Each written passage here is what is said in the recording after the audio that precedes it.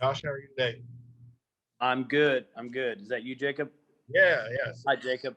Sitting here in Kansas City waiting for basketball to start. Oh, cool. All right. Yeah. Hey, obviously it's a huge series.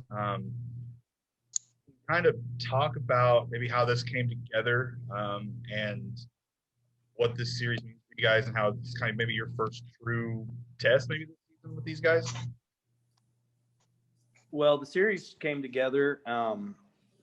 You schedule many years in advance now. I know in some sports they're doing it 10 years in advance. We don't do that in baseball, but we do schedule 3 and 4 years in advance. And your first 5 weeks of the year, you're trying to schedule a healthy schedule, one that gets your team started, one that challenges your team, one that gets you to where you can play your games, whether it's going to warm weather early in the year or whatever. So you're trying to create a mix of good challenges, good weather, play good teams, prepare for the conference, and getting a marquee opponent to come to Stillwater in the first 3 or 4 weeks is something we've worked towards every year. I think our schedule to this point this year has been very good.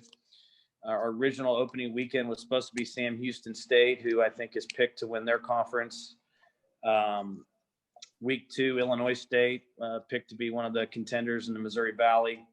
Week 3, Grand Canyon, projected to win the WAC. And then obviously here we are with Vanderbilt, one of the best programs in the country, coming to Stillwater. So it's been a really good schedule so far. Obviously it helps to know the coaches at the other schools when setting up scheduling, because we do have to pick, and you want to play people that you respect, that are going to have a good team, that are going to go off and play good baseball throughout the year, and obviously challenge you. So we've been playing Vanderbilt in the fall. I think 2 or 3 times now we've done it. And now we get a chance to play in the spring when it counts. So we started working on this a long time ago, and Coach Corbin and I talked about maybe doing it when the new stadium opened, once we knew O'Brate Stadium was a reality. So yeah, it's a cool series. It's going to be a great challenge, and that's where we're at. Hey, how familiar are you with Rocker and Lighter from the fall, and what kind of challenges do they present? Yeah, we faced Vanderbilt last fall up in Kansas City. Saw Kumar and Jack Leiter, I think, for an inning or 2 each. They're both very impressive at the time. And, you hear a lot about these kids. You hear about them at young ages now. They hit the scene at 15 and 16 years old. So you start to know who they are, and then you watch them develop. And now here they are in college, and both very proven kids, along with a number of other players on their team. So, yeah, we're familiar with them. Our kids know of them or know them from either having watched them or played in tournaments with them or something of that capacity. So I say the familiarity is high, but those kids they're pretty well known and pretty established kids, and rightfully so.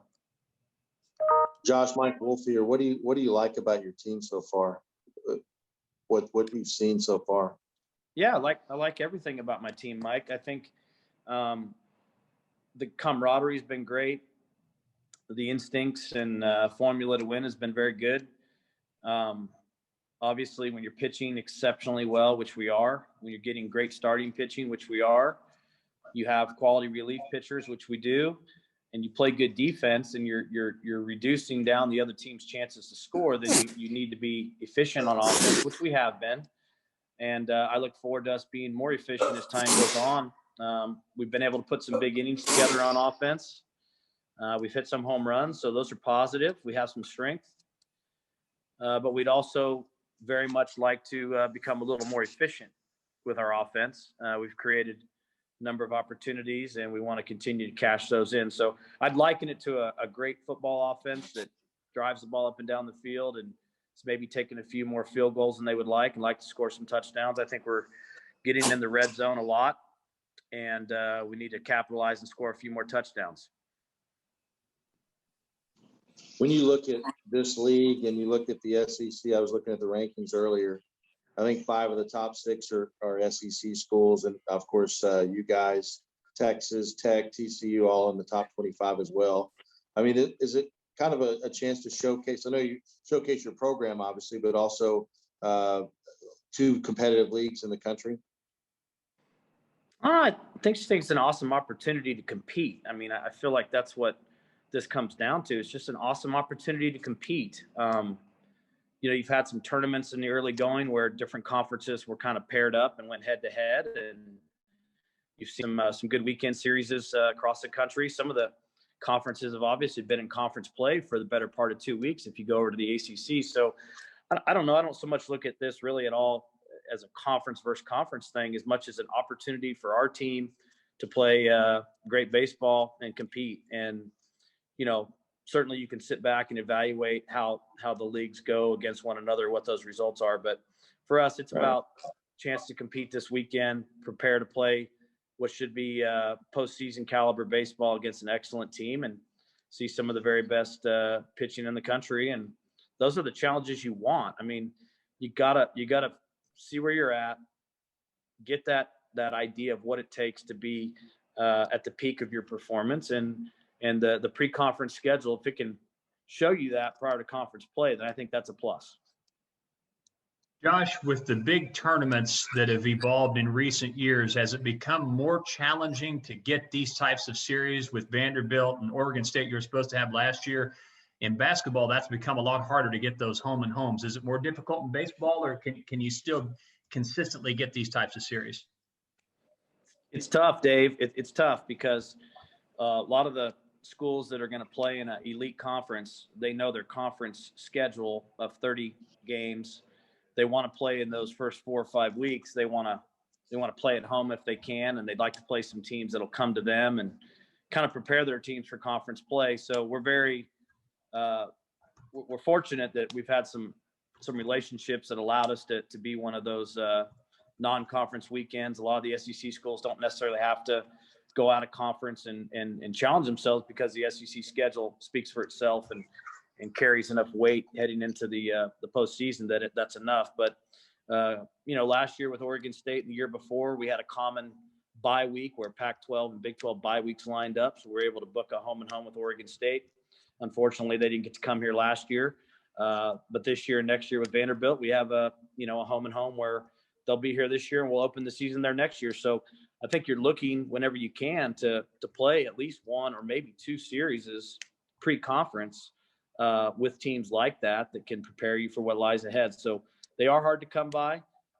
Tournament play and warm weather play is more common in the early weeks of the season, but this one lined up well for us. And again, I mean, we've got a pretty common goal, which is to go out and try to play the best every year and compete for a championship. This is part of that formula in my eyes. How did Tim Corbin influence you? Oh, many ways. I mean, just the daily exposure to the friendship and love for coaching was such a great thing to be around and be a part of. The way he cared for the kids and viewed the kids was very refreshing. And the fun, I think the enjoyment we had in coaching, the joy of coaching was so apparent every single day. That was such a awesome time. I loved it there. I had no desire to ever leave there whatsoever, if not for the chance to come back to Oklahoma State. This was the the one place for me that had a special place in my heart. But the experience of coaching there and working with him and his family and just the whole vibe and the whole experience was very, very positive for us. And you can see the results there, and the work that's been done at Vanderbilt speaks for itself. So getting to be part of that team and part of that program was special for me. As I understand it, he has a remarkable attention to detail. Is there anything in that detailed process that really jumped out to you that you carried with you, something that was so deeply detailed that it struck you? Yeah, pretty much every day. He used to use the word locked in a lot. He's very focused on what matters. I think that's a great lesson for all of us. Focus on the daily routine it takes to improve as a person. The discipline to be not only a very well-rounded player, but an outstanding person. And how those two things parallel one another. The growth of a person parallels the growth of a player. I thought that was extremely clear and very much on display in that program. And he led us in that fashion. He's a tremendous leader. And, everybody leads differently, but Coach Corbin, he leads very genuinely. He didn't buy a book of how to. He leads from a place of what he believes. And because it's authentic, it's easy to follow. And I think he's inspired others to try to do things similarly to him. But I believe he's authentic. And I think that's a much more powerful way to lead a group than trying to copy what somebody else does.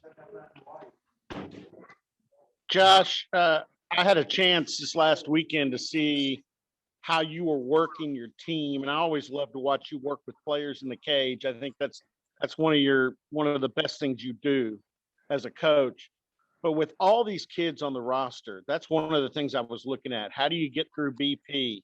How do you get everybody engaged? Because there's no game plan for having a 46-man baseball roster. So talk a little bit about how you accomplish that, and I'm sure your staff really helps. Oh, no doubt. We have a great staff, and the players get a lot of positive interaction with the staff every day. I think the way you work with your team is you try to create a routine that everybody can anticipate and count on, and then you factor in your squad and the work that needs to be done with them on that particular day to improve them, and then try to put the time into each kid necessary for them to know that they matter. And that's something that all of our coaches care deeply about. Each and every player has a role and development plan, and you just dive right into it, Robert. I don't think it's any different than before. Groups might have one extra guy in them, so what used to be 4 men per group might be 5 or what have you. But it's just it's diving in with the players, and luckily for us, we've got a great place to do it where we have great space and can set up practices that allow the kids to get the reps that they need, despite having a few more guys this year than normal. What do you remember about the hiring process with Tim Corbin? Kind of, what do you remember about that whole process of getting hired? What do I remember about getting hired by Coach Corbin? Yeah. Well, I reconnected with Coach Corbin mainly, or obviously the most, I think where the pathway to get that opportunity to go to Vanderbilt was created when his daughter Molly worked at Arizona State at the same time I did. Coach Corbin actually came out to visit his daughter, and when he was there, we had dinner and just reconnected. So from that standpoint, I think it's about the relationship that was formed just through reconnecting. I'd known Coach Corbin as a young coach, and I'd known him as a player back when I was a kid. But I think probably reconnecting with him when I coached at Arizona State, and just getting to know he and his family through his daughter Molly. And then when he had a position on his staff open, I'm sure the fact that we'd come in contact with one another inside of that calendar year probably made me more of an option for him, since he knew me, than say had that not happened. But I don't know. I think anytime you get a chance to interview or to be part of something, previous relationships have something to do with it. There's a connection there, and then that opened the dialogue. And then I was very interested in going to Vanderbilt and learning from him. And we talked on the phone a couple times, and it was a fit. It was just a fit. That's all I could say. It wasn't like leaving Arizona State was easy. That was a great place to coach, but Vanderbilt had something that I wanted. And it was a chance to go and be part of a program that was really on the verge. It had been built to a point of excellence, and it was on the verge of something special, and felt very, very much at ease there when I went to visit campus and spend time with them. You mentioned earlier you guys playing in the fall pretty frequently. I guess, has your relationship with him and with that program kind of stayed strong throughout the years? Oh, yeah. Yeah. I mean, when you leave somewhere and have a wonderful experience, you constantly care about how they continue to do, and you root for them to be successful. And we're friends, and we talk about coaching all the time. And after I kind of come down off of our games and get over the adrenaline of our game, I always check and see how the Commodores did. I check their scores first every night, because that's a good friend and a program I care about. So that's a healthy thing, in my opinion. If you don't have that lifelong attachment with places you've gone, then that's too bad. But I certainly have that, and I root for Vanderbilt every game. And this weekend, I'm going to look forward for Cowboys and competing against them. So let's just be honest truth. You feel good about something, you care about people, that transcends sports. Coach, it's Joe Healy with Baseball America. How are you? Hey, I'm good. How are you doing? Good. Good. Has you alluded to it a little bit earlier, your team has pitched incredibly well this season. Has that unit exceeded expectations in any way, or was this always kind of in the realm of possibility of you and your staff? Oh, gosh, Joe, I think in the fall we were, as coaches, we would go through some inter-squad games and come back and say, man, there's some really good pitches thrown to home plate today. And we'd have an inter-squad game the next day and you say, man, there's some really good pitches thrown to home plate today. And over 4-game inter-squad weeks, you go, there wasn't a guy that went to the mound this week that didn't throw the ball good. And so we knew we had some talent. The work Coach Walton has done with this group has been just simply fantastic. So good with them, so good with getting them in the right positions, working the mental game, instilling confidence and toughness in them. And then when the season starts, preparing them and game planning, just, he's exceptional. He's the best at what he does.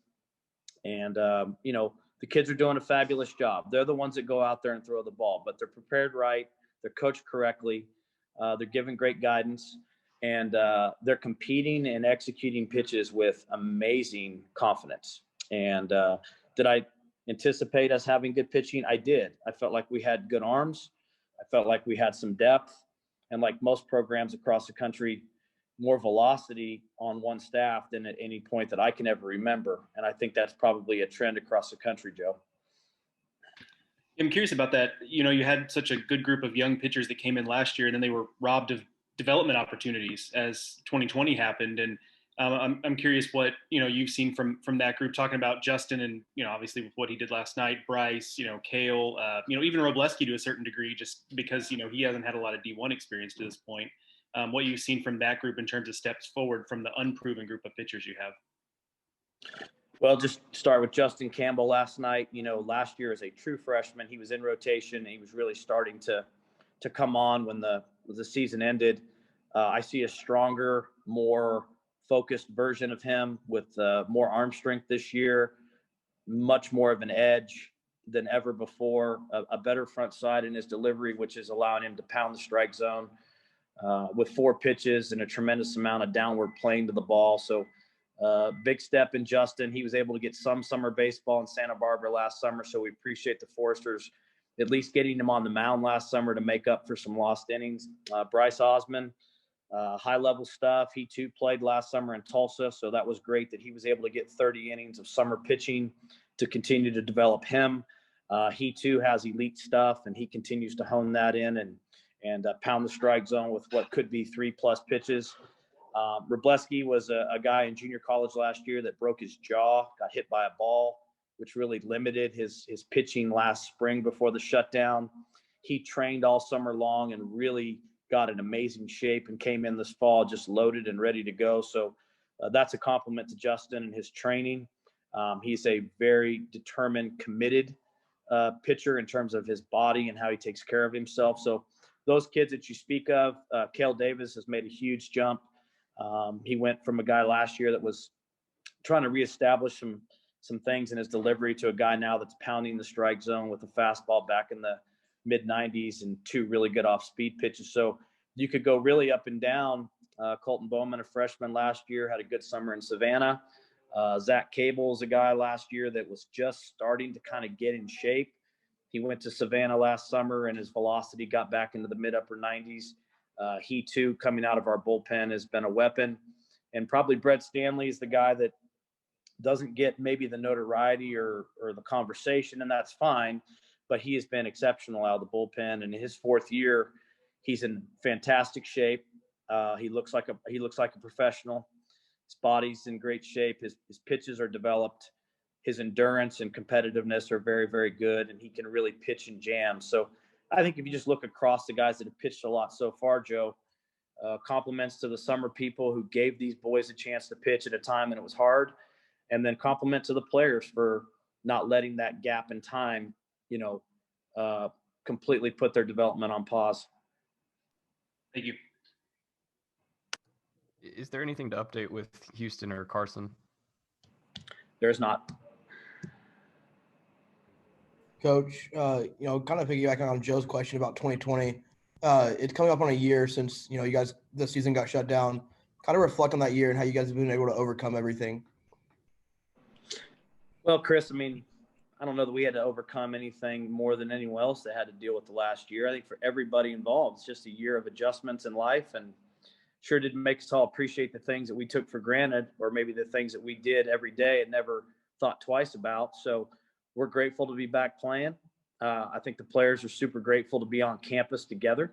I know as a coach, I'm grateful they're here. Last spring when they left and the facilities were locked and we were essentially at home for March, April, May, and into June. That was a very tough thing socially, to not see the people you care about and do the things you love to do. So I'd say college athletes and certainly members of our program, we're just grateful to be together, grateful to do what we love.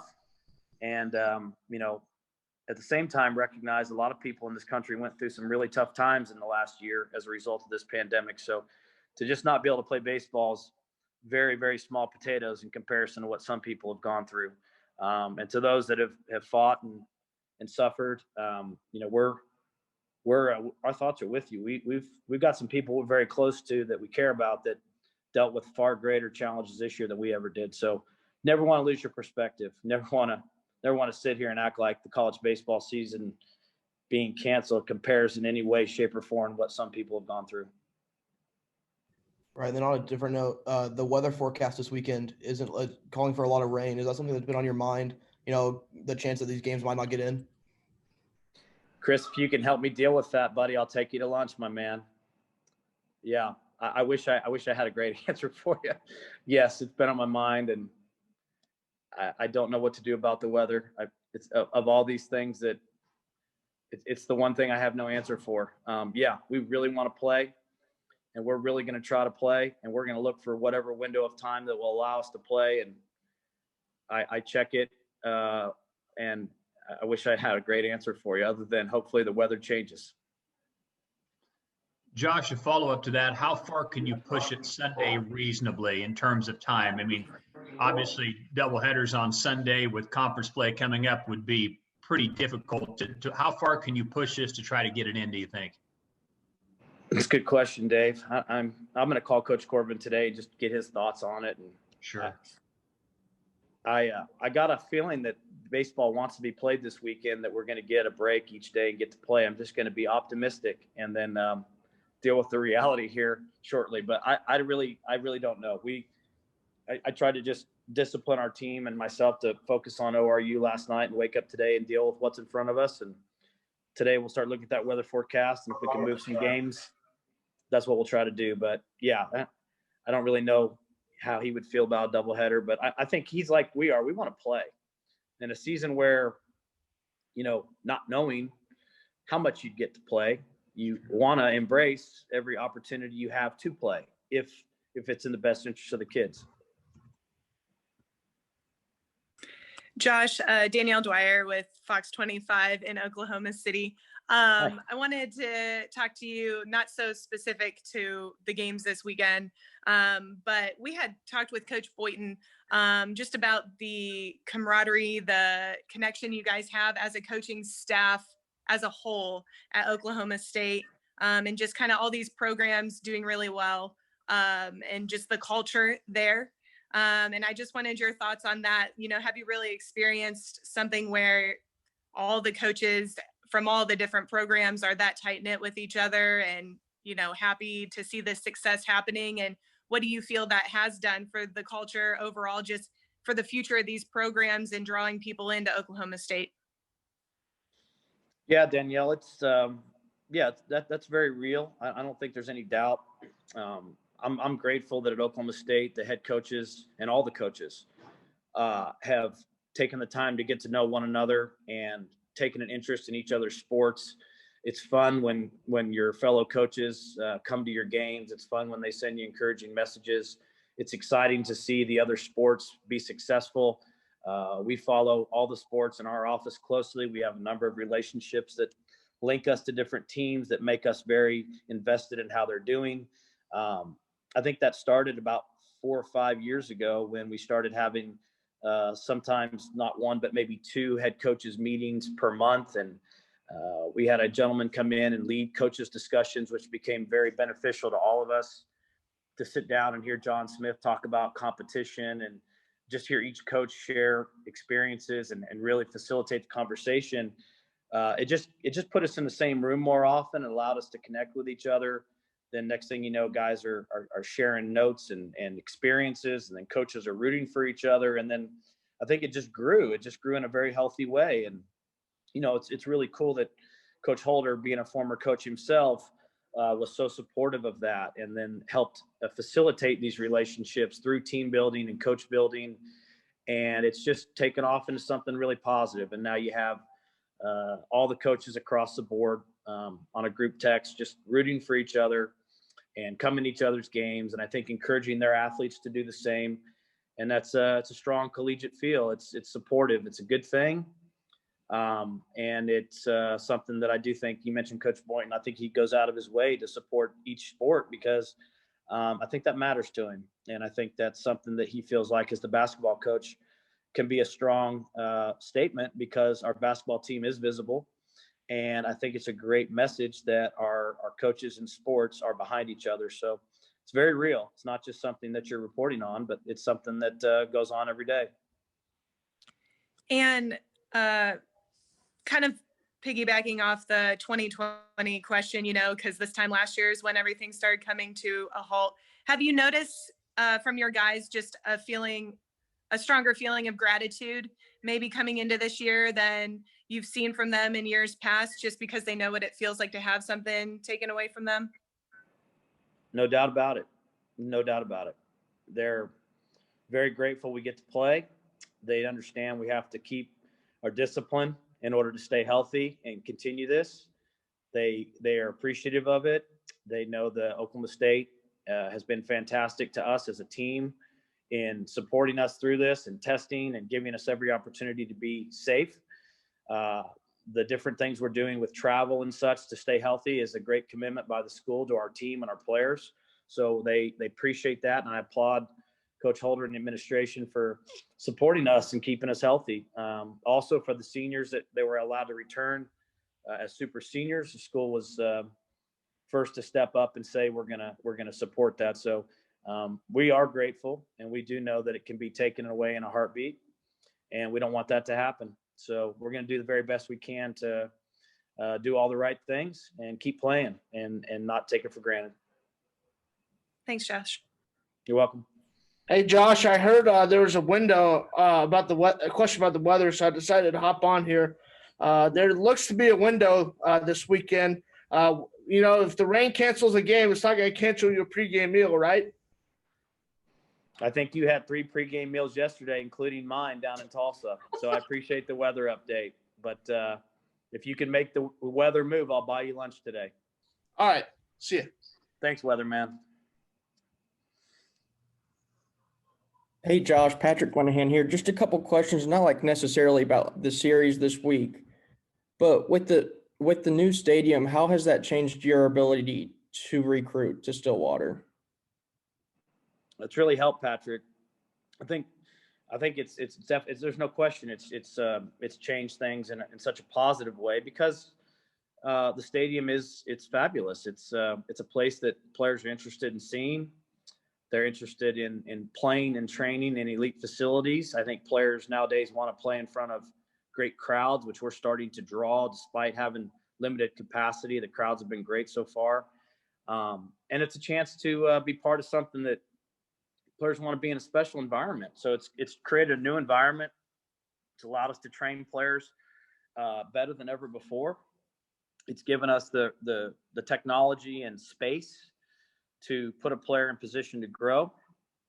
And, you know, the last 12 months, we haven't been able to host anybody, but I think the pictures and videos and anticipation of it have really helped pique the interest of the younger players out there that are looking at the colleges that they want to consider. So it's put us in a much better position. I know the current players have enjoyed the heck out of it, and I think the future players will too. So it's definitely been a major addition to our recruiting message. and it's made us much more appealing to players across the country. There's no doubt. And you kind of spoke about like the home field advantage, you know, starting to draw pretty good crowds during the COVID era. What has that been like to maybe feel more of having a true home field advantage? It's been very heartwarming, to be honest with you. I mean, I see the interaction of the student body and our players, and it excites me. Big smile on your face when you just hear the kids cheering and you see the players respond, and just some of the positive feedback from the fans that have been able to come to games and their enjoyment of O'Brate Stadium. It's just awesome. I mean, it's a great feeling. You want to please people. You want to give OSU people what they want. You know, there's no greater feeling than to see your team thrive, see your players happy, see your fans happy, see this come together, see Mr. O'Brate flying in and coming to games because he's so excited and proud of the facility. It's just a good vibe. It's just positive. It's just what you want. And just one more question. If you could change, you're already playing 6-7 home games in O'Brate, is there anything you would change about the stadium? Not a single thing. Perfect. Thanks, Josh. You're welcome.